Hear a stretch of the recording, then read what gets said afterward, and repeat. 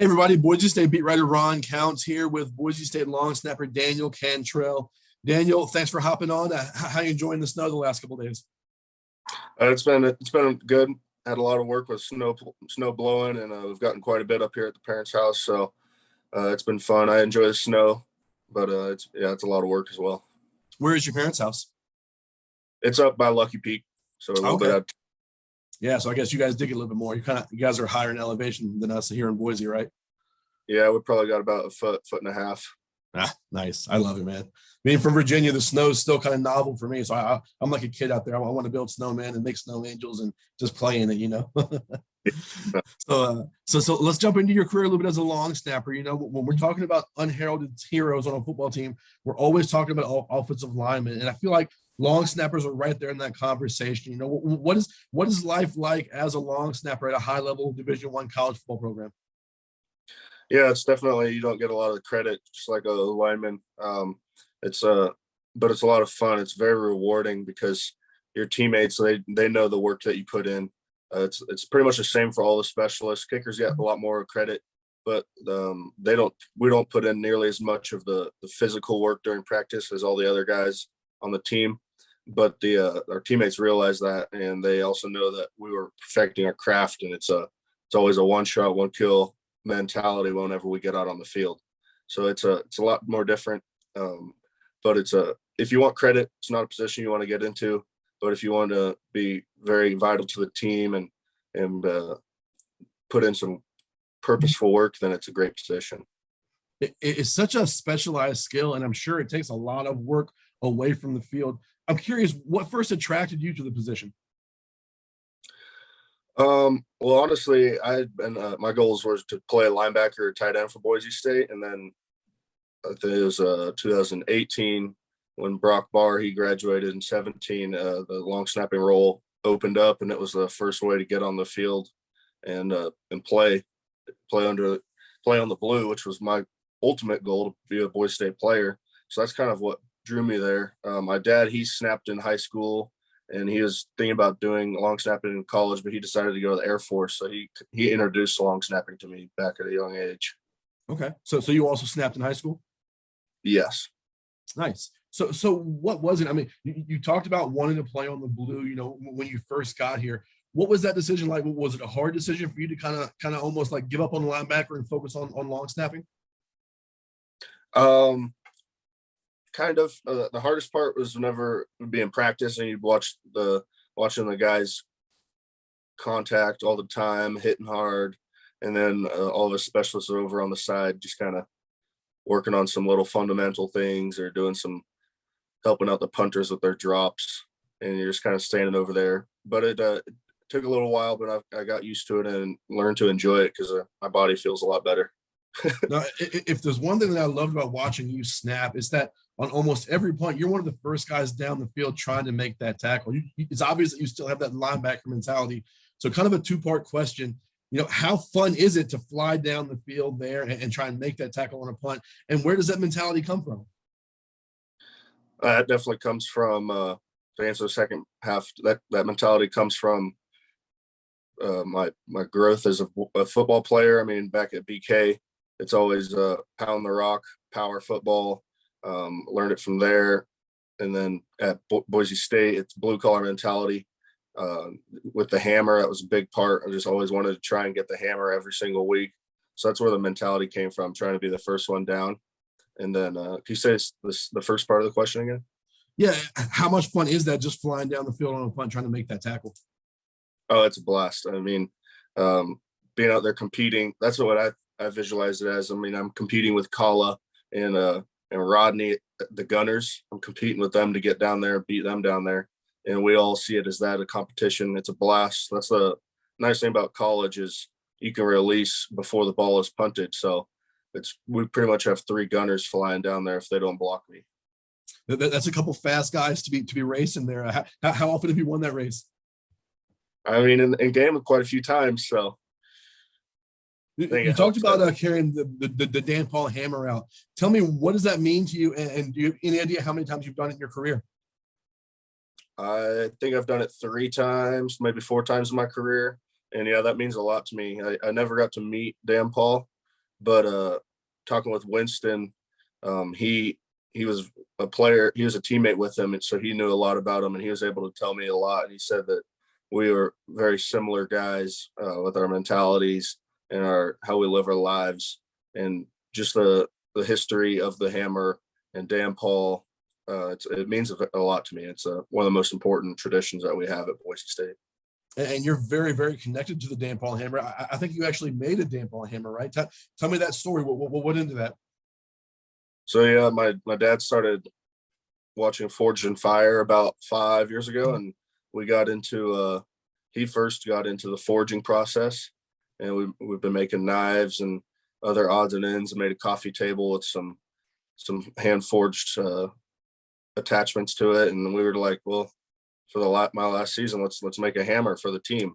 So then we went through that whole process of we forged a hammer out of some metal, and we had our neighbor down here. He's got a CNC machine, and he's able to engrave it and engrave the handle as well. So it was a fun process.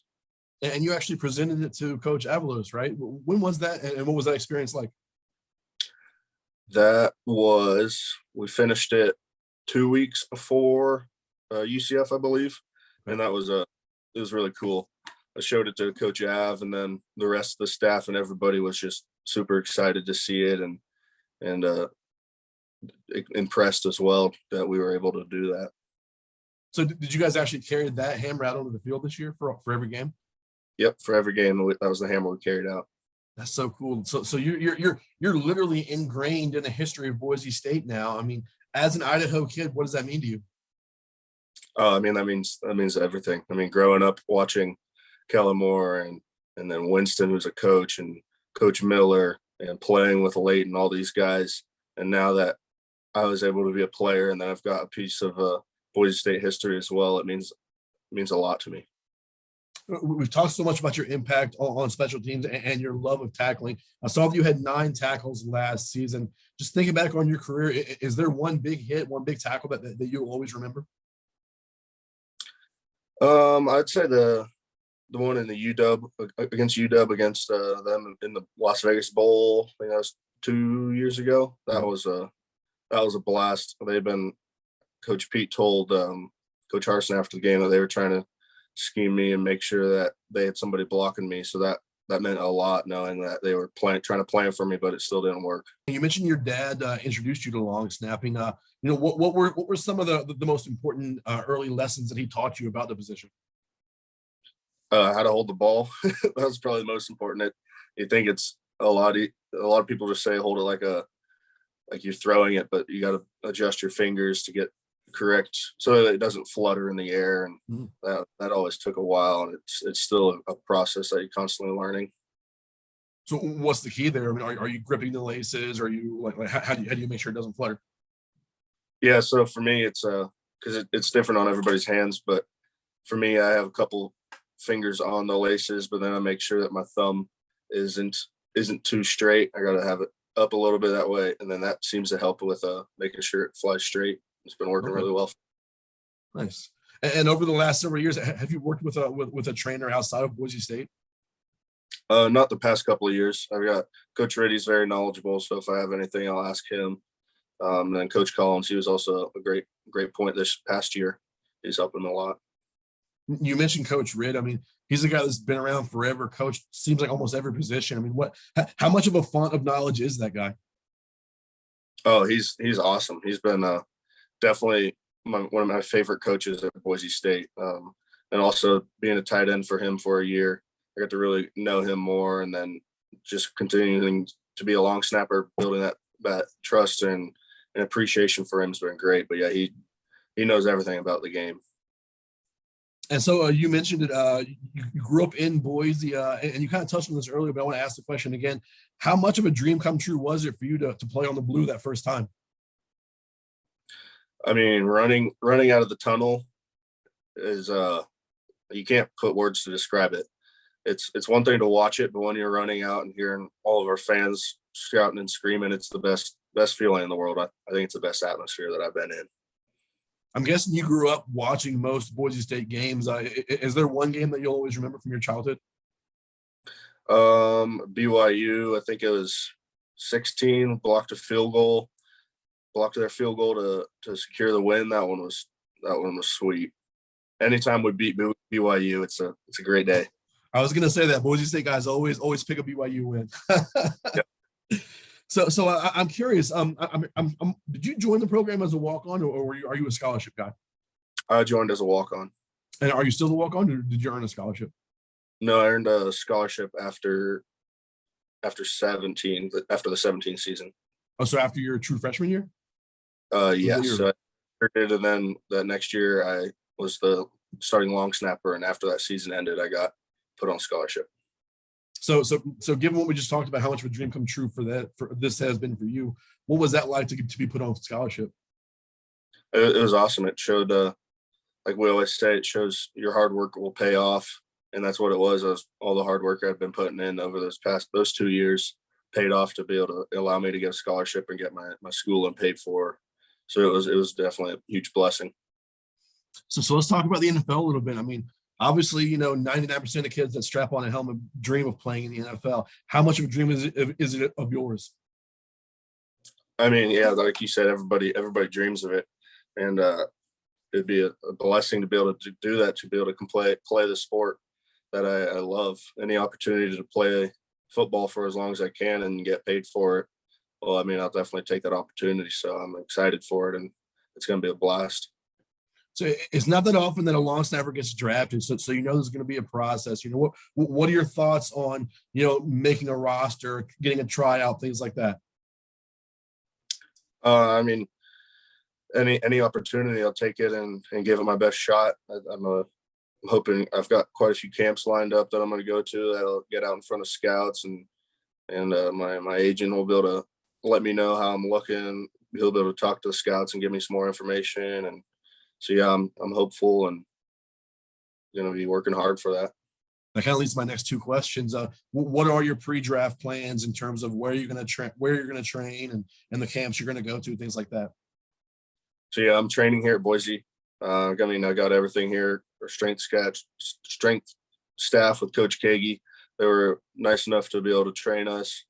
And I got Joel here, so he'll be able to catch my snaps, and he's punting, so he'll be training as well. And then for my camps, I'm actually heading tomorrow down to Florida for 2 camps. One of them's the Tropic All-American Bowl, so I'll be competing in that, and that'll be fun. And I got another long snapping camp the weekend before that one. Okay, nice. And you mentioned you've hired an agent. Who have you hired? I heard Ross Jones of Leverage Football. He's also the agent for John Molchon. Okay, nice. And so I'm curious, have you spoken to any long snappers in the NFL or just gotten any advice from guys that have made the jump to the league? Yeah, I talked to Luke Rhodes. I messaged him on Instagram a while back. He's with the Colts. I messaged him just asking about, because he wears gloves when he snaps. So I'm kind of curious on his process with that. So that was interesting to listen to. And they all are very, very open so far for critiques and advice. So it's been awesome. What kind of advice has he given you? Just you got to get out in front of as much people as you can at these camps, and just little nitbits of training advice and stuff like that. So it's been good. You talked about still kind of training with Joel. I know you do a lot of snapping to Joel. You do a lot of snapping to Connor Riddle, who's the field goal holder, right? I mean, how important is the chemistry in making that a smooth delivery? It's especially important, especially for field goals. With Connor Riddle, I'm able, after these past 2-3 seasons with him, I've been able to get it down to where whenever he catches the ball, the laces are out, which just makes it even easier for him. And then with Joel, it's important to have good chemistry, just because I know if I give him a good ball, then his punt is going to be easier, and it'll be even better for him, which turns out better for our punt team. Daniel, thanks so much for coming on again, and good luck. I really look forward to following your career at the next level. Thank you. Great talking with you, Ron. Same to you.